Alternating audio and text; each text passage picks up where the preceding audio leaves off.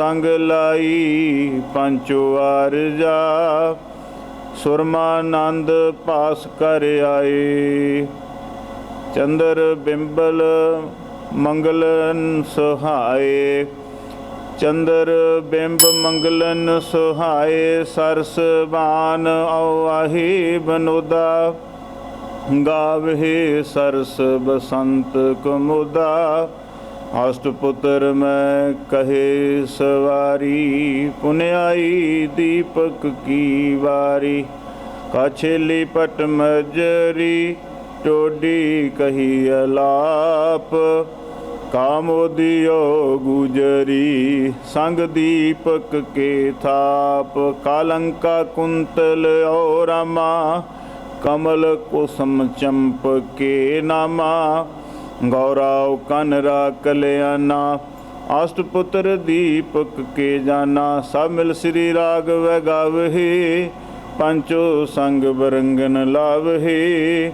बैरारी करनाटी धरी। गवरी गावहे आसावरी। तेह पाछै सिंधवी अलापी। श्री राग स्यों पंचो थापी। सालू सारग सागरा और गोंड गंभीर। अष्टपुत्र श्री राग के गोंड कुंभ हमीर। खाष्टम मेघ राग वै गावहे। पंचो संग बरंगन लावहे। सोरठ गोंड मलारी धुनी। गुण गावहे आसा गुण गुनी। ऊंचै सुर सुहाओ पुन कीनी। मेघ राग स्यों पंचो चीनी। बैरा धर गज धर के दारा। जबली तर नट ओ जल धारा। पुन गावहे शंकर ओ श्यामा। मेघ राग पुत्रन के नामा। खाष्ट राग उन गाए। सांग रागनी तीस। सब पुत्र रागन की। 18 10 20। खाष्ट राग उन गाए। सांग रागनी तीस। सब पुत्र रागन की। 18 10 20। रामकली महला तीजा। आनंद एक ओंकार सतगुर प्रसाद। आनंद भया मेरी माए। सतगुरु मैं पाया। सतगुर तां पाया सहज सेती। मन वजियां वाधाइयां। राग रतन परवार परियां। शब्द गावणे आईयां। शब्दों ता गावो हरि केरा। मन जिनी वसाया। कह नानक आनंद होआ। सतगुरु मैं पाया।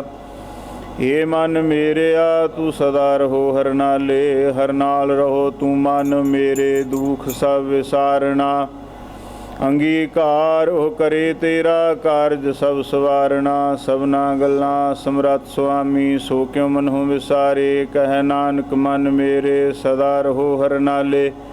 साचे साहिबा क्या नहीं करते रह। करता तेरा सब किछ है। जिस देह सो पावे। सदा सिफत सलाह तेरी। नाम मन वसावे।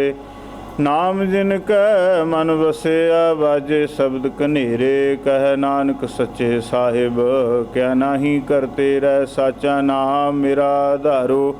साच नाम आधार मेरा। जिन भुखां सब गवाइयां। कर शांत सुख मनाए वसिया। जिन इच्छा सब पुजाइयां।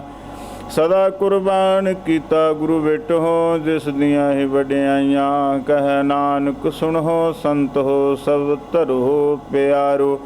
साचा नाम मेरा आधारो। बाजे पंच शब्द तित घर सुभागै। घर सुभागै शब्द बाजे। कला जित कर धारिया। पंच दूत तुद वस कीते। काल कंटक मारिया। तुर कर्म पाया तुद जिन कहो। से नाम हर कै लागे। कह नानक तह सुख हुआ।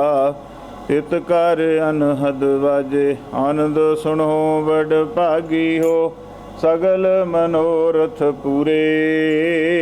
पार ब्रह्म प्रभ पाया उतरे सगल विसूरे। दुख रोग संताप उतरे सुनी सची बाणी। संत साजन भय सरसे पूरे गुर ते जानी। सुनते पुनीत कहते पवित सतगुर रहया भरपूरे। बिनवंत नानक गुर चरण लागे वाजे अनहद तूरे। सलोक पवन गुरु पानी पिता माता तरत महत। दिवस रात दोए दाई दाया खेलै सगल जगत। चंगे आईयां बुरे आईयां वाचै धर्म हदूर। करमी आपो अपनी के नेड़े के दूर। जिनी नाम ध्याया गए मसकत काल। नानक ते मुख उजले केती छुटी नाल। जिनी नाम ध्याया गए मसकत काल। नानक ते मुख उजले केती छुटी नाल। वाहिगुरु जी का खालसा वाहिगुरु जी की फतेह। तू ठाकुर। वाहिगुरु जी वाहिगुरु जी वाहिगुरु जी वाहिगुरु जी वाहिगुरु जी वाहिगुरु वाहिगुरु जी वाहिगुरु वाहिगुरु जी वाहिगुरु वाहिगुरु जी वाहिगुरु जी वाहिगुरु जी वाहिगुरु जी वाहिगुरु वाहिगुरु जी वाहिगुरु वाहिगुरु जी वाहिगुरु जी वाहिगुरु जी वाहिगुरु जी वाहिगुरु जी वाहिगुरु जी वाहिगुरु जी वाहिगुरु वाहिगुरु जी वाहिगुरु वाहिगुरु जी वाहिगुरु वाहिगुरु जी वाहिगुरु जी वाहिगुरु जी वाहिगुरु जी वाहिगुरु वाहिगुरु जी वाहिगुरु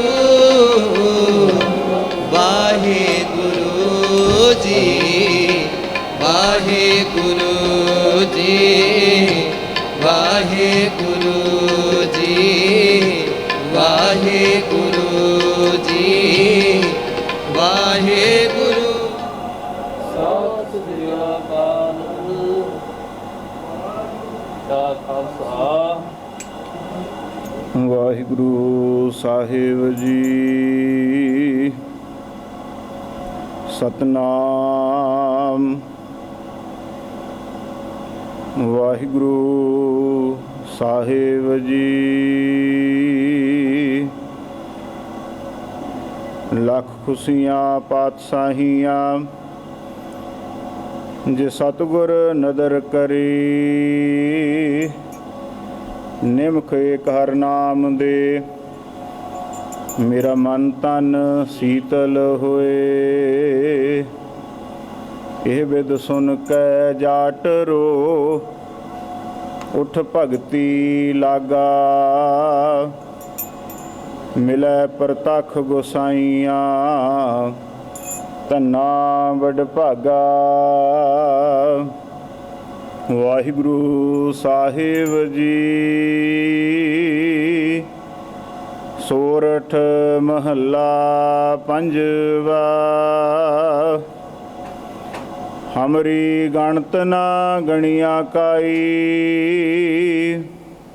ਆਪਣਾ ਬਿਰਦ ਪਛਾਣ। ਹਾਥ ਦੇ ਰਾਖੀ ਕਰ ਆਪਣੀ, ਸਦਾ ਸਦਾ ਰੰਗ ਮਾਣ। ਹਮਰੀ ਗਣਤ ਨਾ ਗਣਿਆ ਕਾਈ, ਆਪਣਾ ਬਿਰਦ ਪਛਾਣ। ਹਾਥ ਦੇ ਰਾਖੀ ਕਰ ਆਪਣੀ,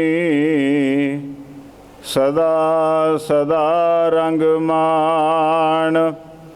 ਸਾਚਾ ਸਾਹਿਬ ਸਦ ਮਿਹਰਬਾਨ, ਬੰਦ ਪਾਇਆ ਮੇਰੇ ਸਤਿਗੁਰ ਪੂਰੈ। ਹੋਈ ਸਰਬ ਕਲਿਆਣ ਰਹਾਉ, ਜੀਉ ਪਾਏ ਪਿੰਡ ਜਿਨ ਸਾਜਿਆ। ਦਿੱਤਾ ਪਹਿਨਣ ਖਾਣ, ਆਪਣੇ ਦਾਸ ਕੀ ਆਪ ਪੈਜ ਰਾਖੀ। ਨਾਨਕ ਸਦ ਕੁਰਬਾਨ, ਜੀਉ ਪਾਏ ਪਿੰਡ ਜਿਨ ਸਾਜਿਆ। ਦਿੱਤਾ ਪਹਿਨਣ ਖਾਣ, ਆਪਣੇ ਦਾਸ ਕੀ ਆਪ ਪੈਜ ਰਾਖੀ। ਨਾਨਕ ਸਦ ਕੁਰਬਾਨ। ਵਾਹਿਗੁਰੂ ਜੀ ਕਾ ਖਾਲਸਾ, ਵਾਹਿਗੁਰੂ ਜੀ ਕੀ ਫਤਿਹ। ਧੰਨ ਧੰਨ ਸਾਹਿਬ ਸ੍ਰੀ ਗੁਰੂ ਗ੍ਰੰਥ ਸਾਹਿਬ ਜੀ ਮਹਾਰਾਜ ਜੀ ਦੀ ਅਪਾਰ ਰਹਿਮਤ ਬਖਸ਼ਿਸ਼ ਹੋਈ। ਸਮੂਹ ਸੰਗਤਾਂ ਨੇ ਧੰਨ ਧੰਨ ਭਗਤ ਧੰਨਾ ਜੀ ਦੇ ਅਵਤਾਰ ਪੁਰਬ ਦੀ ਖੁਸ਼ੀ ਨੂੰ ਮੁੱਖ ਰੱਖ ਕੇ ਧੁਰ ਕੀ ਬਾਣੀ ਆਈ। ਤਿੰਨ ਸਗਲੀ ਚਿੰਤ ਮਟਾਈ ਦੇ ਮਹਾਂਵਾਕ ਅਨੁਸਾਰ ਸ੍ਰੀ ਅਖੰਡ ਪਾਠ ਆਰੰਭ ਕਰਵਾਏ ਸਨ। ਸਤਿਗੁਰੂ ਜੀ ਦੀ ਅਪਾਰ ਕਿਰਪਾ ਰਹਿਮਤ ਬਖਸ਼ਿਸ਼ ਹੋਈ, ਸੰਪੂਰਨ ਸਮਾਪਤੀ ਹੋਈ ਹੈ। ਇਹਨਾਂ ਮਹਾਨ ਕ੍ਰਾਂਤੀਕਾਰੀਆਂ ਦੀ ਬਾਣੀ ਨੂੰ ਗੁਰੂ ਅਰਜਨ ਦੇਵ ਜੀ ਮਹਾਰਾਜ ਜੀ ਨੇ ਸ੍ਰੀ ਗੁਰੂ ਗ੍ਰੰਥ ਸਾਹਿਬ ਜੀ ਮਹਾਰਾਜ ਦੀ ਬਾਣੀ ਦੇ ਅੰਦਰ ਦਰਜ ਕੀਤਾ ਹੈ, ਕਿਉਂਕਿ ਉਸ ਵੇਲੇ ਹਿੰਦੁਸਤਾਨ ਦੇ ਅੰਦਰ ਸਭ ਤੋਂ ਵੱਡਾ ਜਿਹੜਾ ਵਿਤਕਰਾ ਸੀ ਉਹ ਜਾਤ ਪਾਤ ਦਾ ਵਿਤਕਰਾ ਸੀ। ਇਸ ਜਾਤ ਪਾਤ ਦੇ ਵਿਤਕਰੇ ਨੂੰ ਖਤਮ ਕਰਨ ਵਾਸਤੇ ਗੁਰੂ ਨਾਨਕ ਸਾਹਿਬ ਜੀ ਮਹਾਰਾਜ ਜੀ ਨੇ ਵੀ ਲੋਕਾਂ ਨੂੰ ਜਾਗਰੂਕ ਕੀਤਾ ਤੇ ਗੁਰੂ ਸਾਹਿਬ ਜੀ ਨੇ ਬਾਣੀ ਵਿੱਚ ਵੀ ਕਿਹਾ, ਸਾ ਜਾਤ ਸਾ ਪਤ ਹੈ ਜਿਹੇ ਕਰਮ ਕਮਾਏ। ਜਿਹੋ ਜਿਹਾ ਕੋਈ ਕਿੱਤਾ ਕਰਦਾ, ਕਾਰਜ ਕਰਦਾ ਤੇ ਉਹੋ ਜੀ ਉਹਦੀ ਜਾਤ ਬਣ ਜਾਂਦੀ ਹੈ। ਉਸ ਦੇ ਨਾਮ ਦੇ ਨਾਲ ਸੰਸਾਰ ਦੇ ਵਿੱਚ ਉਹਦੀ ਜਾਣ ਪਹਿਚਾਣ ਹੁੰਦੀ ਹੈ। ਕੋਈ ਖੇਤੀ ਦਾ ਕੰਮ ਕਰਨ ਲੱਗਿਆ, ਜ਼ਮੀਨ ਦਾ, ਤੇ ਉਹਨੂੰ ਜ਼ਿਮੀਂਦਾਰ ਕਿਹਾ ਗਿਆ। ਕੋਈ ਲੋਹੇ ਦਾ ਕਾਰਜ ਕਰਦਾ ਸੀ, ਲੋਹਾਰ ਕਿਹਾ ਗਿਆ। ਸੋਨੇ ਦੇ ਕੰਮ ਕਰਨ ਵਾਲੇ ਨੂੰ ਸੁਨਿਆਰ ਕਿਹਾ ਗਿਆ। ਚੰਮ ਦੇ ਕੰਮ ਕਰਨ ਵਾਲੇ ਨੂੰ ਚਮਿਆਰ ਕਿਹਾ ਗਿਆ। ਇਹ ਇੱਕ ਸਾਰੇ ਹੀ ਹੁਨਰਬਾਜ਼ ਸੀ, ਜਿਨ੍ਹਾਂ ਨੂੰ ਇਸ ਕਲਾ ਵਿੱਚ ਗਿਆਨ ਸੀ। ਉਸ ਕਲਾ ਦੇ ਕਾਰਨ ਕਰਕੇ ਤੇ ਉਹਨਾਂ ਦੇ ਨਾਮ ਦੇ ਨਾਲ ਇਹ ਤਖੱਲਸ ਜਿਹੜੇ ਜੁੜੇ, ਤੇ ਹੌਲੀ ਹੌਲੀ ਨਾਮ ਲੋਕ ਭੁੱਲ ਜਾਂਦੇ ਨੇ। ਜਿਹੜਾ ਤਖੱਲਸ ਨਾਮ ਹੁੰਦਾ, ਛੋਟਾ ਨਾਮ ਹੁੰਦਾ, ਉਹ ਜ਼ਿਆਦਾ ਪ੍ਰਚਲਿਤ ਹੋ ਜਾਂਦਾ। ਤੇ ਇਸੇ ਤਰ੍ਹਾਂ ਹੀ ਇਹਨਾਂ ਨੂੰ ਜਾਤ ਮੰਨ ਲਿਆ ਗਿਆ। ਇਹਦਾ ਵੱਡਾ ਵਿਤਕਰਾ ਹਿੰਦੁਸਤਾਨ ਵਿੱਚ ਸੀ। ਉਹ ਇਸ ਕਰਕੇ ਵੀ ਰੱਖਿਆ ਗਿਆ ਸੀ ਕਿ ਲੋਕਾਂ ਦੇ ਉੱਪਰ ਕਿਵੇਂ ਆਪਾਂ ਹਕੂਮਤ ਕਰ ਸਕਦੇ ਹਾਂ, ਕਿਵੇਂ ਲੋਕਾਂ ਨੂੰ ਦਬਾ ਕੇ ਰੱਖਿਆ ਜਾਵੇ, ਆਪਣੀ ਸੇਵਾ ਦੇ ਵਿੱਚ ਲੋਕਾਂ ਨੂੰ ਜੋੜ ਕੇ ਰੱਖਿਆ ਜਾਵੇ। ਇਸ ਕਰਕੇ 4 ਸ਼੍ਰੇਣੀਆਂ ਦੇ ਵਿੱਚ ਲੋਕਾਂ ਨੂੰ ਵੰਡ ਦਿੱਤਾ ਸੀ।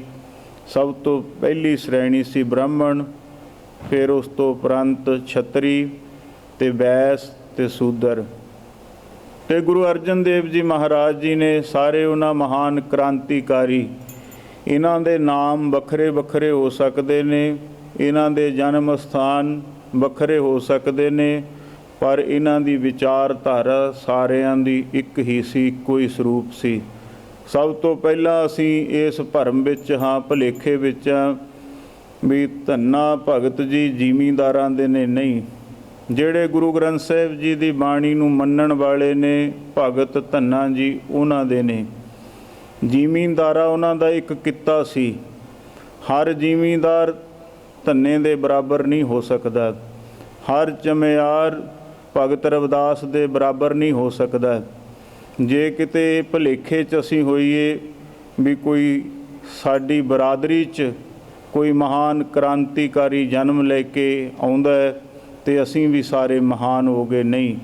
ਸਿਰਫ ਤੇ ਸਿਰਫ ਉਹ ਕ੍ਰਾਂਤੀਕਾਰੀ ਮਹਾਨ ਹੋਇਆ ਜਿਹਨੇ ਇੱਕ ਵੱਖਰੀ ਲੀਹ ਦਿੱਤੀ ਹੈ ਸੰਸਾਰ ਨੂੰ, ਇੱਕ ਵੱਖਰਾ ਰਸਤਾ ਦਿੱਤਾ, ਵੱਖਰੀ ਸੋਚ ਦੇ ਧਾਰਨੀ ਸੀ।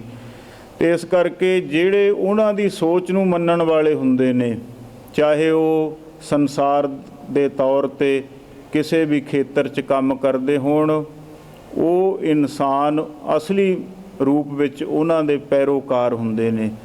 ਤੇ ਇਹ ਵੀ ਸਾਡੇ ਮਨ ਦਾ ਇੱਕ ਭਰਮ ਹੈ, ਭੁਲੇਖਾ ਹੈ। ਤੇ ਸਤਿਗੁਰੂ ਜੀ ਨੇ ਤਾਂ ਗੁਰਬਾਣੀ ਦੇ ਅੰਦਰ ਸਾਡੇ ਸਾਰੇ ਹੀ ਭੁਲੇਖੇ ਦੂਰ ਕੀਤੇ ਨੇ। ਅਸੀਂ ਸਾਰੇ ਏਕ ਪਿਤਾ ਏਕ ਸਿੱਕੇ ਹਮਵਾਰਕ, ਤੂੰ ਮੇਰਾ ਗੁਰ ਹਾਈ, ਤੇ ਸਾਰੇ ਭੁਲੇਖੇ ਦੂਰ ਕੀਤੇ। ਬ੍ਰਾਹਮਣਵਾਦ ਨੇ ਫਿਰ ਵੀ ਬੜਾ ਜ਼ੋਰ ਲਾਇਆ ਸਾਨੂੰ ਗੁਰੂ ਗ੍ਰੰਥ ਸਾਹਿਬ ਜੀ ਮਹਾਰਾਜ ਦੀ ਬਾਣੀ ਤੋਂ ਦੂਰ ਕਰਨ ਵਾਸਤੇ, ਕਿਉਂਕਿ ਇਹਨਾਂ ਭਗਤਾਂ ਦੇ ਨਾਲ ਵੀ ਬਹੁਤ ਸਾਰੀਆਂ ਇਹੋ ਜਿਹੀਆਂ ਘਟਨਾਵਾਂ ਨੂੰ ਜੋੜਿਆ ਗਿਆ ਵੀ ਉਹ ਪੱਥਰ ਪੂਜਕ ਸਨ। ਜਦੋਂ ਤੁਸੀਂ ਸਭ ਤੋਂ ਪਹਿਲਾਂ ਧਰਮ ਦੀ ਪ੍ਰਕਿਰਿਆ ਵਿੱਚ ਜਾਂਦੇ ਹੋ, ਸਭ ਤੋਂ ਪਹਿਲਾਂ ਪੂਰਨ ਰੂਪ ਵਿੱਚ ਕਿਸੇ ਨੂੰ ਵੀ ਕਦੇ ਗਿਆਨ ਨਹੀਂ ਹੁੰਦਾ। ਹੌਲੀ ਹੌਲੀ ਜਦੋਂ ਕੋਈ ਮਨੁੱਖ ਕਿਸੇ ਰਸਤੇ 'ਤੇ ਸਫ਼ਰ ਕਰਦਾ, ਹੌਲੀ ਹੌਲੀ ਉਹਨੂੰ ਗਿਆਨ ਹੁੰਦਾ, ਸੋਝੀ ਆਉਂਦੀ ਹੈ। ਜਦੋਂ ਉਹਨੂੰ ਸੋਝੀ ਆਉਂਦੀ ਹੈ, ਫਿਰ ਉਹ ਕੀ ਕਹਿ ਰਿਹਾ, ਫਿਰ ਉਹਦੀ ਅਸਲੀਅਤ ਜਿਹੜੀ ਹੁੰਦੀ ਹੈ ਉਹ ਲਿਖਤ ਵਿਚਾਰ ਹੁੰਦੀ ਹੈ। ਜਿਵੇਂ ਭਗਤ ਧੰਨਾ ਜੀ ਦੇ ਨਾਲ ਵੀ ਇਹ ਗੱਲ ਨੂੰ ਕਿਹਾ ਜਾਂਦਾ ਹੈ। ਭਗਤ ਧੰਨਾ ਜੀ ਵੀ ਪੱਥਰ ਨੂੰ ਪੂਜਣ ਵਾਲੇ ਸਨ। ਜੇ ਭਗਤ ਧੰਨਾ ਜੀ ਪੱਥਰ ਨੂੰ ਪੂਜਣ ਵਾਲੇ ਸੀ ਤਾਂ ਗੁਰੂ ਅਰਜਨ ਦੇਵ ਜੀ ਮਹਾਰਾਜ ਜੀ ਨੇ ਭਗਤ ਧੰਨੇ ਦੀ ਬਾਣੀ ਨੂੰ ਸ੍ਰੀ ਗੁਰੂ ਗ੍ਰੰਥ ਸਾਹਿਬ ਜੀ ਮਹਾਰਾਜ ਦੇ ਅੰਦਰ ਦਰਜ ਨਹੀਂ ਸੀ ਕਰਨਾ। ਉਹਨਾਂ ਨੇ ਆਪਣੇ ਚਾਰੇ ਸ਼ਬਦਾਂ ਦੇ ਅੰਦਰ ਕਿਤੇ ਵੀ ਕੋਈ ਪੱਥਰ ਦਾ ਜ਼ਿਕਰ ਨਹੀਂ ਕੀਤਾ। ਜਿਵੇਂ ਬੱਚਾ ਸਿਰਫ ਪੜ੍ਹਨ ਵਾਸਤੇ ਊੜਾ ਐੜਾ ਸਿੱਖਦਾ, ਉਹ ਇੱਕ ਪਹਿਲੀ ਪ੍ਰਕਿਰਿਆ। ਜਦੋਂ ਅਸੀਂ ਧਰਮੀ ਬਣਦੇ ਹਾਂ, ਬੜੀਆਂ ਮਨਮਤ ਦੀਆਂ ਗੱਲਾਂ ਵੀ ਧਰਮਾਂ ਦੇ ਅੰਦਰ ਨੇ। ਅੱਜ ਕਿਤੇ ਸਿੱਖ ਧਰਮ ਦੇ ਅੰਦਰ ਮਨਮਤ ਨਹੀਂ ਕੀਤੀ ਜਾਂਦੀ, ਬੜੀਆਂ ਮਨਮਤ ਦੀਆਂ ਗੱਲਾਂ ਕੀਤੀਆਂ ਜਾਂਦੀਆਂ ਨੇ, ਜਿਨ੍ਹਾਂ ਗੱਲਾਂ ਤੋਂ ਗੁਰੂ ਸਾਹਿਬ ਨੇ ਵਰਜਿਤ ਕੀਤਾ। ਪਰ ਜੇ ਕਹੀਏ ਵੀ ਪਹਿਲੇ ਦਿਨ ਹੀ ਕਿਸੇ ਨੂੰ ਗੂੜ ਜਿਹੜੀ ਗੁਰਮਤਿ ਉਹ ਸਮਝ ਨਹੀਂ ਆਉਂਦੀ। ਹੌਲੀ ਹੌਲੀ ਚੱਲਦਿਆਂ ਜਿਹੜਾ ਇਨਸਾਨ ਗੁਰਬਾਣੀ ਦੀ ਵਿਚਾਰਧਾਰਾ ਨੂੰ ਸਮਝਦਾ, ਉਹਨੂੰ ਫਿਰ ਹੌਲੀ ਹੌਲੀ ਸਮਝ ਆਉਂਦੀ ਹੈ ਵੀ ਗੁਰੂ ਸਾਹਿਬ ਸਾਨੂੰ ਕੀ ਕਹਿੰਦੇ ਨੇ ਬਾਣੀ ਦੇ ਅੰਦਰ। ਭਾਈ ਗੁਰਦਾਸ ਜੀ ਨੇ ਜ਼ਰੂਰ ਉਸ ਘਟਨਾ ਕਰਮ ਦੀ ਗੱਲ ਕਹੀ ਹੈ ਬਾਰ ਦੇ ਅੰਦਰ ਕਿਉਂਕਿ ਉਸ ਸਮੇਂ ਪੱਥਰ ਨੂੰ ਪੂਜਿਆ ਜਾਂਦਾ ਸੀ। ਧੰਨੇ ਨੇ ਵੀ ਕਹਾਣੀਆਂ ਸੁਣੀਆਂ ਸੀ। ਗੁਰੂ ਅਰਜਨ ਦੇਵ ਜੀ ਮਹਾਰਾਜ ਤੋਂ ਕੋਈ ਵੱਡਾ ਉੱਪਰ ਹੋ ਨਹੀਂ ਸਕਦਾ। ਗੁਰੂ ਅਰਜਨ ਦੇਵ ਜੀ ਮਹਾਰਾਜ ਜੀ ਨੇ ਪੁਸ਼ਟੀ ਕੀਤੀ ਹੈ ਵੀ ਧੰਨੇ ਨੂੰ ਪਰਮਾਤਮਾ ਕਿਵੇਂ ਮਿਲਿਆ। ਤੇ ਗੁਰੂ ਅਰਜਨ ਦੇਵ ਜੀ ਮਹਾਰਾਜ ਸਾਨੂੰ ਗੁਰਬਾਣੀ 'ਚ ਕਹਿੰਦੇ ਨੇ, ਆਸਾ ਰਾਗ ਦੇ ਅੰਦਰ, ਗੋਬਿੰਦ ਗੋਬਿੰਦ ਸੰਗ ਨਾਮ ਦਿਓ, ਮਨ ਲੀਣਾ ਆਠ ਦਾਮ ਕੋ ਛੀਪਰੋ ਹੋਇਓ, ਲਖੀਨਾ ਬੁੰਨਾ ਤੰਨਾ ਤਿਆਗ ਕੈ ਪ੍ਰੀਤ ਚਰਨ ਕਬੀਰਾ। ਤੇ ਗੁਰੂ ਅਰਜਨ ਦੇਵ ਜੀ ਮਹਾਰਾਜ ਕਹਿੰਦੇ ਨਾਮਦੇਵ ਜੀ ਦੀ ਉਪਮਾ ਸੁਣੀ ਹੈ ਤੇ ਕਬੀਰ ਜੀ ਦੀ ਉਪਮਾ ਨੂੰ ਸੁਣਿਆ। ਰਵਿਦਾਸ ਢਵੰਤਾ ਢੋਰ ਨੀਤ ਤਿਨ ਤਿਆਗੀ ਮਾਇਆ, ਪ੍ਰਗਟ ਹੋਆ ਸਾਧ ਸੰਗ ਹਰ ਦਰਸ਼ਨ ਪਾਇਆ। ਉੱਥੇ ਜਿਹੜੇ ਮਹਾਂਪੁਰਖ ਕੋਈ ਰੱਬ ਦੇ ਪਿਆਰੇ ਧੰਨੇ ਦੇ ਘਰ ਕੋਲ ਦੀ ਲੰਘਦੇ ਨੇ, ਉਹ ਕਥਾ ਕਹਾਣੀਆਂ ਸੁਣਾਉਂਦੇ ਨੇ। ਪਰਉਪਕਾਰੀ ਹੈ ਧੰਨਾ ਤੇ ਆਏ ਗਏ ਨੂੰ ਲੰਗਰ ਪ੍ਰਸਾਦਾ ਛਕਾਉਂਦਾ। ਮਨ ਵਿੱਚ ਹੁਣ ਚਾਅ ਵੀ ਹੁੰਦਾ, ਜਿਹੋ ਜਿਹੀ ਤੁਹਾਡੇ ਅੰਦਰ ਖਿਆਲ ਨੇ ਉਹੋ ਜਿਹੀਆਂ ਗੱਲਾਂ ਸੁਣਨ ਦੀ ਤੁਹਾਡੇ ਅੰਦਰ ਇੱਛਾ ਪ੍ਰਬਲ ਹੁੰਦੀ ਹੈ, ਸ਼ਕਤੀ ਪੈਦਾ ਹੁੰਦੀ ਹੈ। ਧੰਨੇ ਦੇ ਮਨ 'ਚ ਵੀ ਇਹੋ ਜਿਹੇ ਖਿਆਲ ਨੇ, ਕੋਈ ਰੱਬ ਦੇ ਪਿਆਰਿਆਂ ਦੀ ਕਥਾ ਕਹਾਣੀ ਕੋਈ ਸੁਣਾਵੇ। ਗੁਰੂ ਅਰਜਨ ਦੇਵ ਜੀ ਮਹਾਰਾਜ ਕਹਿੰਦੇ ਕੋਈ ਸਾਧੂ ਫਕੀਰ ਨਾਮਦੇਵ ਦੀ ਕਹਾਣੀ ਸੁਣਾਉਂਦਾ ਧੰਨੇ ਨੂੰ, ਕੋਈ ਧੰਨੇ ਨੂੰ ਕਬੀਰ ਦੀਆਂ ਕਹਾਣੀਆਂ ਸੁਣਾਉਂਦਾ, ਕੋਈ ਧੰਨੇ ਨੂੰ ਭਗਤ ਰਵਿਦਾਸ ਜੀ ਦੀਆਂ ਕਹਾਣੀਆਂ ਸੁਣਾਉਂਦਾ ਵੀ ਭਗਤ ਰਵਿਦਾਸ ਜੀ ਨੇ ਬਹੁਤ ਔਖੀ ਭਗਤੀ ਕੀਤੀ ਹੈ, ਕਿਉਂਕਿ ਉਸ ਸਮੇਂ ਬਹੁਤ ਜ਼ਿਆਦਾ ਬੰਦਸ ਲੱਗੀ ਹੋਈ ਸੀ ਵੀ ਸੂਦਰ ਬੰਦਾ ਤਾਂ ਨਾਮ ਜਪ ਹੀ ਨਹੀਂ ਸਕਦਾ। ਕਬੀਰ ਜੀ ਨੇ ਬਹੁਤ ਘਾਲਣਾ ਘਾਲੀ ਹੈ, ਬਹੁਤ ਮੁਸੀਬਤਾਂ ਝੱਲੀਆਂ ਨੇ ਆਪਣੇ ਜੀਵਨ 'ਚ। ਜਦੋਂ ਇਹੋ ਜਿਹੀਆਂ ਘਟਨਾਵਾਂ ਨੂੰ ਧੰਨਾ ਸੁਣਦਾ ਹੈ ਤੇ ਇਹਦੇ ਮਨ ਨੂੰ ਵੀ ਵੈਰਾਗ ਲੱਗਿਆ ਵੀ ਮੈਨੂੰ ਵੀ ਭਗਤੀ ਕਰਨੀ ਚਾਹੀਦੀ ਹੈ। ਰਵਿਦਾਸ ਢਵੰਤਾ ਢੋਰ ਨੀਤ ਤਿਨ ਤਿਆਗੀ ਮਾਇਆ, ਪ੍ਰਗਟ ਹੋਆ ਸਾਧ ਸੰਗ ਹਰ ਦਰਸ਼ਨ ਪਾਇਆ। ਤੇ ਉੱਥੇ ਚੌਥੀ ਜਿਹੜੀ ਉਦਾਹਰਨ ਦਿੱਤੀ ਹੈ, ਸੈਣ ਨਾਈ ਬੁਤਕਾਰੀਆਂ, ਉਹ ਘਰ ਘਰ ਸੁਣਿਆ, ਹਿਰਦੈ ਵਸਿਆ ਪਾਰ ਬ੍ਰਹਮ, ਭਗਤਾਂ ਮੈਂ ਗਣਿਆ। ਉਹਦੇ ਹਿਰਦੇ 'ਚ ਪਰਮਾਤਮਾ ਵਸਦਾ ਸੀ। ਤੇ ਸੈਣ ਜੀ ਦੀ ਜਦੋਂ ਉਪਮਾ ਨੂੰ ਸੁਣਿਆ ਤੇ ਗੁਰੂ ਅਰਜਨ ਦੇਵ ਜੀ ਮਹਾਰਾਜ ਕਹਿੰਦੇ ਫਿਰ ਉਸ ਵੇਲੇ ਭਗਤ ਧੰਨਾ ਜੀ ਦੇ ਮਨ ਨੂੰ ਵੀ ਇਹ ਵੈਰਾਗ ਹੋਇਆ। ਭਗਤ ਧੰਨਾ ਜੀ ਨੇ ਵੀ ਸੋਚਿਆ ਵੀ ਇਸ ਵਿਧੀ ਦੇ ਨਾਲ ਪਰਮਾਤਮਾ ਨੂੰ ਮਿਲਿਆ ਜਾ ਸਕਦਾ ਹੈ। ਆਹ ਵਿਧੀ ਹੈ ਜਿਹੜੀ ਪਰਮਾਤਮਾ ਨੂੰ ਮਿਲਣ ਵਾਸਤੇ ਵੈਰਾਗ ਲੱਗਿਆ ਉਹਦੇ ਮਨ ਵਿੱਚ। ਇਹ ਵਿਧ ਸੁਣ ਕੇ ਜਾਟ ਰੋ, ਇੱਕ ਕਹਿੰਦੇ ਜ਼ਿਮੀਂਦਾਰ ਗੁਰੂ ਅਰਜਨ ਦੇਵ ਜੀ ਮਹਾਰਾਜ ਕਹਿੰਦੇ ਖੇਤੀਬਾੜੀ ਦਾ ਕੰਮ ਕਰਨ ਵਾਲਾ ਧੰਨਾ, ਕਹਿੰਦੇ ਇਹ ਵਿਧ ਸੁਣ ਕੇ ਉਹਨੇ ਇਹ ਸਾਰੀਆਂ ਕਹਾਣੀਆਂ ਨੂੰ ਸੁਣਿਆ ਜਦੋਂ ਆਏ ਹੋਏ ਮਹਾਂਪੁਰਖਾਂ ਕੋਲੋਂ। ਤੇ ਇਸ ਵਿਧ ਸੁਣ ਕੇ ਜਾਟ ਰੋ ਉੱਠ ਭਗਤੀ ਲਾਗਾ। ਫਿਰ ਉਹ ਭਗਤੀ ਕਰਨ ਵਾਸਤੇ ਲੱਗਿਆ, ਕਿਉਂਕਿ ਗੁਰਬਾਣੀ ਸਮੁੱਚੀ ਇਹੀ ਗੱਲ ਕਹਿੰਦੀ ਹੈ ਵੀ ਤੁਸੀਂ ਕਿਸੇ ਦੇਹ ਧਾਰੀ ਨਾਲ ਜੁੜ ਕੇ ਜਾਂ ਪੱਥਰ ਨਾਲ ਮੂਰਤੀ ਨਾਲ ਜੁੜ ਕੇ ਤੁਸੀਂ ਪਰਮਾਤਮਾ ਦੀ ਪ੍ਰਾਪਤੀ ਨਹੀਂ ਕਰ ਸਕਦੇ। ਕਿਉਂਕਿ ਗੁਰਬਾਣੀ ਨੇ ਸਮੁੱਚੀ ਨੇ ਸਾਨੂੰ ਇਹੀ ਗੱਲ ਕਹੀ ਹੈ। ਭਗਤ ਕਬੀਰ ਜੀ ਨੇ ਕਿਹਾ, ਕੋਈ ਲੋਕ ਸੋਚਦੇ ਸੀ ਵੀ ਸ਼ੁੱਧ ਪਾਣੀ ਨੂੰ, ਗੰਗਾ ਦੇ ਪਾਣੀ ਨੂੰ ਪੀ ਕੇ ਬੰਦਾ ਪਵਿੱਤਰ ਹੋ ਜਾਂਦਾ। ਭਗਤ ਕਬੀਰ ਜੀ ਕਹਿੰਦੇ ਨਹੀਂ, ਕਹਿੰਦੇ ਗੰਗਾ ਤੀਰ ਜੋ ਘਰ ਘਰ ਹੈ, ਪੀਵ ਹੈ ਨਿਰਮਲ ਨੀਰ। ਕਹਿੰਦੇ ਚਾਹੇ ਰੋਜ਼, ਜਿਹਨੂੰ ਤੁਸੀਂ ਨਿਰਮਲ ਪਾਣੀ ਕਹਿੰਦੇ ਹੋ ਵੀ ਪਵਿੱਤਰ, ਉਹ ਗੰਗਾ ਦੇ ਜਲ ਨੂੰ ਕਹਿੰਦੇ ਹੋ, ਚਾਹੇ ਕੋਈ ਰੋਜ਼ ਉਹਨੂੰ ਪੀਵੇ, ਪਰ ਬਿਨ ਹਰ ਨਾਮ ਨਾ ਮੁਕਤ ਹੋਏ। ਪਰਮਾਤਮਾ ਦੀ ਭਗਤੀ ਤੋਂ ਬਿਨਾਂ ਤੁਹਾਨੂੰ ਮੁਕਤੀ ਨਹੀਂ ਮਿਲਣੀ, ਪਰਮਾਤਮਾ ਦੀ ਪ੍ਰਾਪਤੀ ਨਹੀਂ ਹੋਣੀ। ਕਿਉਂਕਿ ਗੁਰੂ ਸਾਹਿਬ ਜੀ ਨੇ ਬਾਣੀ ਵਿੱਚ ਕਹਿ ਦਿੱਤਾ, ਕਹਿੰਦੇ ਸੌਖਾ ਜਿਹੜਾ ਰਸਤਾ ਹੈ ਪਰਮਾਤਮਾ ਨੂੰ ਮਿਲਣ ਦਾ ਇਹੀ ਹੈ, ਕਲ ਮੈਂ ਇਹੋ ਪੁੰਨ ਗੁਣ ਗੋਬਿੰਦ ਗਾਹੇ, ਸਭ ਸੈ ਨੂੰ ਕਿਰਪਾਲ ਸੰਭਾਲੇ ਸਾਹੇ ਸਾਹੇ। ਸਤਿਗੁਰੂ ਜੀ ਕਹਿੰਦੇ ਭਾਈ ਕਲਯੁਗ ਦੇ ਵਿੱਚ ਸਭ ਤੋਂ ਵੱਡਾ ਪੁੰਨ ਇਹੀ ਹੈ ਕਿ ਤੁਸੀਂ ਪਰਮਾਤਮਾ ਦੇ ਗੁਣਾਂ ਨੂੰ ਗਾਓ। ਇਹ ਵਿਧ ਸੁਣ ਕੇ ਜਾਟ ਰੋ ਉੱਠ ਭਗਤੀ ਲਾਗਾ। ਫਿਰ ਇੱਕ ਆਮ ਇਨਸਾਨ ਜਿਹੜਾ ਖੇਤੀਬਾੜੀ ਦਾ ਕੰਮ ਕਰਨ ਵਾਲਾ ਭਗਤੀ ਕਰਨ ਲੱਗਿਆ। ਤੇ ਸਤਿਗੁਰੂ ਜੀ ਕਹਿੰਦੇ ਉਸ ਵੇਲੇ ਜਦੋਂ ਭਗਤੀ ਕਰਨ ਲੱਗਿਆ, ਵਿਧ ਸੁਣ ਕੇ ਜਾਟ ਰੋ ਉੱਠ ਭਗਤੀ ਲਾਗਾ, ਮਿਲੈ ਪ੍ਰਤੱਖ ਗੁਸਾਈਆਂ ਧੰਨਾ ਵਡਭਾਗਾ। ਫਿਰ ਪ੍ਰਤੱਖ ਰੂਪ ਵਿੱਚ ਪਰਮਾਤਮਾ ਨੇ ਧੰਨੇ ਨੂੰ ਦਰਸ਼ਨ ਦਿਦਾਰੇ ਦਿੱਤੇ। ਜਿਵੇਂ ਫਿਰ ਭਗਤ ਧੰਨਾ ਜੀ ਨੇ ਆਰਤਾ ਕੀਤਾ, ਆਰਤੀ ਕੀਤੀ ਜਾਂਦੀ। ਜਿਵੇਂ ਪੁਰਾਣੇ ਸਮਿਆਂ ਦੇ ਵਿੱਚ ਕੋਈ ਘਰ 'ਚ ਮਹਿਮਾਨ ਆਉਂਦਾ ਸੀ ਜਿਵੇਂ ਅੱਜ ਵੀ ਕੋਈ ਵਿਦੇਸ਼ ਨੂੰ ਜਾਂਦਾ ਅਸੀਂ ਥਾਲ ਲੈ ਕੇ ਉਹਦੇ ਅੱਗੇ ਖੜ੍ਹਦੇ ਹਾਂ। ਜੇ ਕਿਤੇ ਵਿਦੇਸ਼ 'ਚੋਂ ਕੋਈ ਆਉਂਦਾ ਹੈ, ਅੱਜ ਚਲੋ ਸਮੇਂ ਦੇ ਮੁਤਾਬਕ ਗੱਲਾਂ ਬਦਲ ਗਈਆਂ ਨੇ, ਜਾਂ ਮਿੱਠਾ ਰੱਖਿਆ ਜਾਂਦਾ ਥਾਲ ਦੇ ਅੰਦਰ ਜਾਣ ਵੇਲੇ, ਜਾਂ ਵੱਖ-ਵੱਖ ਇਲਾਕਿਆਂ ਦੀਆਂ ਵੱਖਰੀਆਂ ਘਟਨਾਵਾਂ ਨੇ, ਕੋਈ ਮਿੱਠਾ ਦਹੀਂ ਰੱਖਦੇ ਨੇ ਜਾਂ ਮਿੱਠਾ ਰੱਖਦੇ ਨੇ। ਹਿੰਦੂ ਧਰਮ ਦੇ ਅੰਦਰ ਦੀਵਾ ਰੱਖ ਕੇ ਆਰਤੀ ਕੀਤੀ ਜਾਂਦੀ ਸੀ ਜਦੋਂ ਕੋਈ ਆਉਂਦਾ ਸੀ ਕਾਫੀ ਸਮੇਂ ਬਾਅਦ। ਅਤੇ ਇਸੇ ਤਰ੍ਹਾਂ ਹੀ ਭਗਤ ਜਨਾਂ ਨੇ ਵੀ ਫਿਰ ਪਰਮਾਤਮਾ ਦੀ ਆਰਤੀ ਕੀਤੀ ਹੈ। ਉੱਥੇ ਭਗਤ ਧੰਨਾ ਜੀ ਨੇ ਪਰਮਾਤਮਾ ਦੀ ਆਰਤੀ ਦੇ ਤੌਰ 'ਤੇ ਉੱਥੇ ਆਰਤਾ ਸ਼ਬਦ ਕੋਈ ਵੱਖਰਾ ਨਹੀਂ ਹੈ, ਆਰਤੀ ਨਾਲੋਂ ਕੋਈ ਵੱਡੀ ਗੱਲ ਨਹੀਂ। ਕਈ ਇਨਸਾਨ ਮੂੜ ਮੱਤ ਕਹਿੰਦੇ ਨੇ, ਦੇਖੋ ਜੀ ਭਗਤ ਧੰਨਾ ਨੇ ਆਰਤਾ ਕਰ ਦਿੱਤਾ, ਬਾਕੀ ਭਗਤਾਂ ਨੇ ਆਰਤੀ ਕੀਤੀ ਹੈ, ਕੋਈ ਵੱਖਰੀ ਗੱਲ ਨਹੀਂ ਹੈ।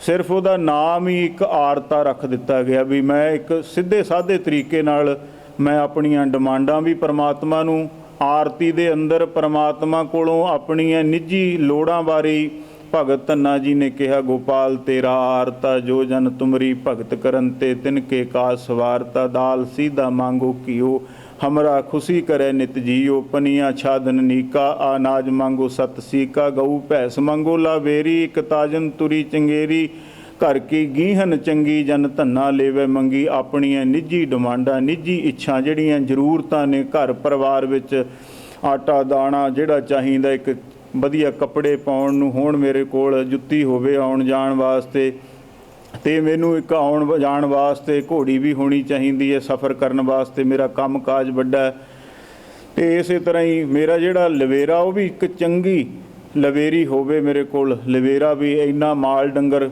ਜਿਹੜਾ ਰੱਖਿਆ ਉਹਦੇ ਵਿੱਚ ਚੰਗੀਆਂ ਲਵੇਰੀਆਂ ਦੁੱਧ ਦੇਣ ਵਾਲੀਆਂ ਹੁਣ, ਇੱਕ ਘਰ ਕੀ ਗੀਹਨ ਚੰਗੀ, ਇੱਕ ਘਰ ਨੂੰ ਸਾਂਭਣ ਵਾਲੀ ਇੱਕ ਸੁਘੜ ਸਿਆਣੀ ਇਸਤਰੀ ਜਿਹੜੀ ਮੈਨੂੰ ਇਹ ਪ੍ਰਭੂ ਪਰਮਾਤਮਾ ਇੱਕ ਪਤਨੀ ਦੇ ਰੂਪ ਵਿੱਚ ਦੇਣਾ ਕਰ। ਅਤੇ ਇਹ ਸਾਰੀਆਂ ਡਿਮਾਂਡਾਂ ਜਿਹੜੀਆਂ ਰੋਜ਼ ਦੀਆਂ ਆਮ ਜ਼ਿੰਦਗੀ ਦੀਆਂ ਵਰਤੋਂ ਵਾਲੀਆਂ ਕਿਉਂ ਮੰਗੀਆਂ? ਕਿਉਂਕਿ ਜਦੋਂ ਤੁਹਾਡੇ ਕੋਲ ਸਭ ਕੁਝ ਹੋਊਗਾ ਫਿਰ ਹੀ ਤੁਸੀਂ ਭਗਤੀ ਕਰ ਸਕਦੇ ਹੋ। ਜਦੋਂ ਤੁਸੀਂ ਆਪ ਹੀ ਅਜੇ ਜ਼ਰੂਰਤਮੰਦ ਹੋ, ਪਹਿਲੀ ਗੱਲ ਹੈ ਤੁਸੀਂ ਕੁਝ ਵੀ ਕਰੋਗੇ ਜਦੋਂ ਧਰਮ ਦੇ ਖੇਤਰ 'ਚ ਜਾਓਗੇ, ਸਭ ਤੋਂ ਪਹਿਲਾਂ ਨਿੱਜੀ ਜ਼ਰੂਰਤਾਂ ਹੀ ਹੁੰਦੀਆਂ ਨੇ। ਜਿਵੇਂ ਧਰੂ ਦੀ ਨਿੱਜੀ ਜ਼ਰੂਰਤ ਸੀ ਅਤੇ ਉਹ ਸਭ ਤੋਂ ਪਹਿਲਾਂ ਰਾਜ ਭਾਗ ਦੀ ਇੱਛਾ ਨੂੰ ਮੁੱਖ ਰੱਖ ਕੇ ਗਿਆ ਸੀ, ਪਰ ਨਿਰਛਿਤ ਹੋ ਗਿਆ। ਇਸੇ ਤਰ੍ਹਾਂ ਹੀ ਭਗਤ ਕਬੀਰ ਜੀ ਨੇ ਵੀ ਆਪਣੀ ਆਰਤੀ ਦੇ ਸ਼ਬਦ ਵਿੱਚ ਇਸੇ ਤਰ੍ਹਾਂ ਹੀ ਬਿਆਨ ਕੀਤਾ ਵੀ ਨਿੱਜੀ ਜ਼ਰੂਰਤਾਂ ਨੇ ਭੁੱਖੇ ਭਗਤ ਨਾ ਕੀਜੈ ਜਹ ਮਾਲਾ ਆਪਣੀ ਲੀਜੈ। ਅਤੇ ਉਹਨਾਂ ਨੇ ਸਾਨੂੰ ਦ੍ਰਿੜ ਵੀ ਇੱਕ ਵਿਸ਼ਵਾਸ ਵੀ ਦਿਵਾਇਆ ਵੀ ਤੁਸੀਂ ਕਿਸੇ ਹੋਰ ਕੋਲ ਹੱਥ ਨਾ ਅੱਡੋ ਅਤੇ ਪਰਮਾਤਮਾ ਕੋਲੋਂ ਮੰਗੋ। ਜਿਹੜੀ ਨਿੱਜੀ ਜ਼ਰੂਰਤਾਂ ਨੇ ਵੀ ਪਰਮਾਤਮਾ ਕੋਲੋਂ ਜੇ ਮੰਗੋਗੇ ਕਿ ਨਾ, ਪਰਮਾਤਮਾ ਤੁਹਾਨੂੰ ਦਊਗਾ ਅਤੇ ਕਦੇ ਸੁਣਾਉਂਦਾ ਨਹੀਂ ਪਰਮਾਤਮਾ। ਤੁਸੀਂ ਕਿਸੇ ਮਨੁੱਖ ਕੋਲੋਂ ਕੁਛ ਮੰਗ ਲਵੋਗੇ ਅਤੇ ਉਹ ਮਨੁੱਖ ਵੀ ਨੂੰ ਦੱਸੂਗਾ ਵੀ ਮੈਂ ਇਹਦੀ ਮਦਦ ਕੀਤੀ। ਆਮ ਹੀ ਗੱਲ ਹੈ, ਆਮ ਹੀ ਸਹਿ ਸੁਭਾਈ ਕਹਿੰਦੇ ਵੀ ਇਹਦੀ ਮੈਂ ਫਲਾਣੇ ਸਮੇਂ ਮਦਦ ਕੀਤੀ ਸੀ, ਸੁਣਾਉਂਦਾ। ਪਰ ਜਿਹੜਾ ਮਨੁੱਖ ਪਰਮਾਤਮਾ ਕੋਲੋਂ ਮੰਗਦਾ ਫਿਰ ਉਹਨੂੰ ਕਿਸੇ ਅੱਗੇ ਹੱਥ ਨਹੀਂ ਅੱਡਣਾ ਪੈਂਦਾ। ਜਿਵੇਂ ਲੱਕੜਹਾਰੇ ਨੇ ਮਦਦ ਕੀਤੀ ਸੀ ਰਾਜੇ ਦੀ, ਹੁਣ ਲੱਕੜਹਾਰਾ ਗਿਆ ਰਾਜ ਦਰਬਾਰ 'ਚ, ਉਹ ਕਹਿੰਦੇ ਜੀ ਉਹ ਭਗਤੀ ਕਰਦਾ, ਅਰਦਾਸ ਕਰਦਾ ਰਾਜਾ। ਅਤੇ ਜਦੋਂ ਰਾਜਾ ਆਇਆ ਪੁੱਛਦਾ ਲੱਕੜਹਾਰਾ, ਕਹਿੰਦੇ ਕੀ ਕਰਦੇ ਸੀ? ਕਹਿੰਦੇ ਮੈਂ ਪਰਮਾਤਮਾ ਕੋਲੋਂ ਮੰਗਦਾ ਸੀ ਵੀ ਮੇਰੇ ਖਜ਼ਾਨੇ ਭਰੇ ਰਹਿਣ। ਅਤੇ ਰਾਜਾ ਕਹਿਣ ਲੱਗਿਆ ਦੱਸ ਤੈਨੂੰ ਕੀ ਦੇਵਾਂ? ਕਹਿੰਦਾ ਤੇਰੇ ਭਿਖਾਰੀ ਕੋਲੋਂ ਕੀ ਮੰਗਣਾ ਮੈਂ, ਜਿਹਦੇ ਕੋਲੋਂ ਤੂੰ ਮੰਗਦਾ ਮੈਂ ਉਹਦੇ ਕੋਲੋਂ ਮੰਗਾਂਗਾ। ਇਹ ਬਾਣੀ ਵੀ ਸਾਨੂੰ ਸੰਦੇਸ਼ ਦਿੰਦੀ ਹੈ ਵੀ ਸਾਨੂੰ ਉਸ ਨਿਰੰਕਾਰ ਕੋਲੋਂ ਪਰਮਾਤਮਾ ਕੋਲੋਂ ਮੰਗਣਾ ਚਾਹੀਦਾ। ਅਸੀਂ ਉਹਨਾਂ ਮਹਾਨ ਕ੍ਰਾਂਤੀਕਾਰੀਆਂ ਦਾ ਜਿਹੜੇ ਦਿਹਾੜੇ ਮਨਾਉਣ ਦਾ ਮਤਲਬ ਹੈ, ਸਾਨੂੰ ਉਹਨਾਂ ਤੋਂ ਇੱਕ ਸਿੱਖਿਆ ਮਿਲਦੀ ਹੈ ਵੀ ਕਿਤੇ ਅਸੀਂ ਨਾ ਇਹ 'ਤੇ ਮੂੜ ਮੱਤ 'ਚ ਆਪਣੀ ਜ਼ਿੰਦਗੀ ਲੰਘਾ ਜਾਈਏ। ਅਸੀਂ ਆਪਣੀ ਜ਼ਿੰਦਗੀ ਨੂੰ ਉਹਨਾਂ ਮਹਾਨ ਕ੍ਰਾਂਤੀਕਾਰੀਆਂ ਦੇ ਜੀਵਨ ਤੋਂ ਸੇਧ ਲੈ ਕੇ ਤਬਦੀਲ ਕਰ ਸਕਦੇ ਹਾਂ। ਸਮੂਹ ਸੰਗਤਾਂ ਨੇ ਧੰਨ ਧੰਨ ਭਗਤ ਧੰਨਾ ਜੀ ਦੇ ਅਵਤਾਰ ਪੁਰਬ ਦੀ ਖੁਸ਼ੀ ਨੂੰ ਮੁੱਖ ਰੱਖ ਕੇ ਹਰ ਸਾਲ ਦੀ ਤਰ੍ਹਾਂ ਸ੍ਰੀ ਅਖੰਡ ਪਾਠ ਆਰੰਭ ਕਰਵਾਏ ਸਨ। ਸਤਿਗੁਰਾਂ ਦੀ ਅਪਾਰ ਕਿਰਪਾ ਰਹਿਮਤ ਬਖਸ਼ਿਸ਼ ਹੋਈ, ਸੰਪੂਰਨ ਸਮਾਪਤੀ ਹੋਈ ਹੈ। ਬਾਣੀ ਪੜ੍ਹਦੇ ਹਾਂ, ਵਿਚਾਰਾਂ ਕਰਦੇ ਹਾਂ, ਬੋਲਦੇ ਹਾਂ, ਇੱਕ ਨਹੀਂ ਅਨੇਕਾਂ ਪ੍ਰਕਾਰ ਦੀਆਂ ਭੁੱਲਾਂ ਹੋ ਜਾਂਦੀਆਂ ਨੇ।